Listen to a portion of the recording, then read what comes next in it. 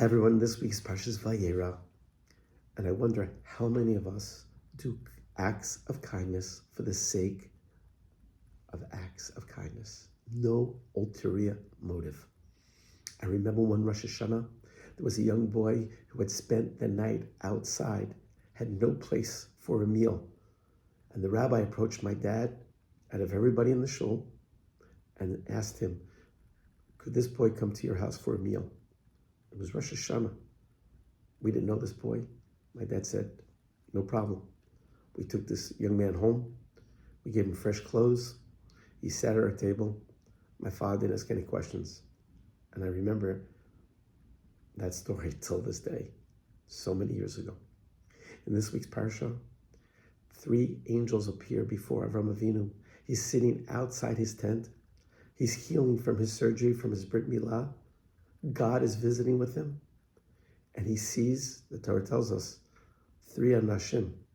Even though they were angels, they were disguised as humans.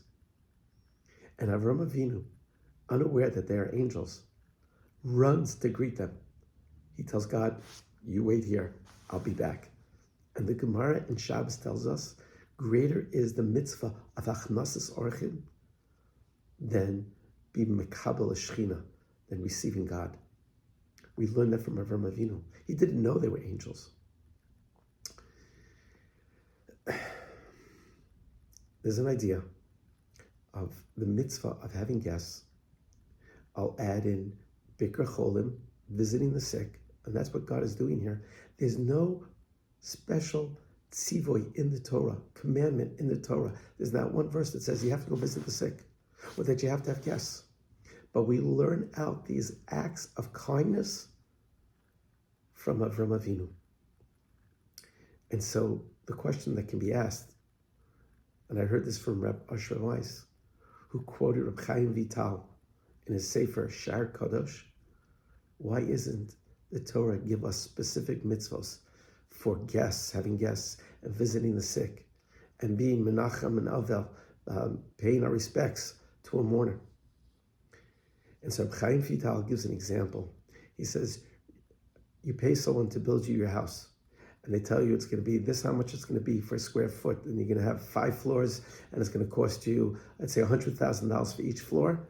The house is finished, you write a check, $500,000, $100,000 for each floor.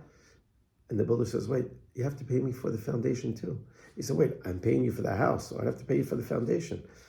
Obviously, the house cannot stand without a foundation.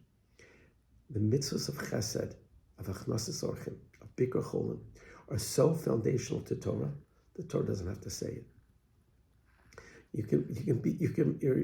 And I think that's a really important lesson for all of us. That when we do Chesed, that's just who we are as Jewish people. When we think about others, it shouldn't be about an ulterior motive. Now, you got to be careful what you say. Many, many years ago, my family took in a homeless Chasid in their house for Shabbos. I can't say it was the easiest thing to do, but it's something that I think my children and we will always remember. So no one's asking you to take in a homeless Chasid, but the Torah is teaching us, and Avram by example is teaching us. It's not about popularity. It's not about fame. It's simply about having our homes open. As God bestows kindness on us, we bestow kindness on others. If you like what you hear, please pass it on. Shabbat Shalom.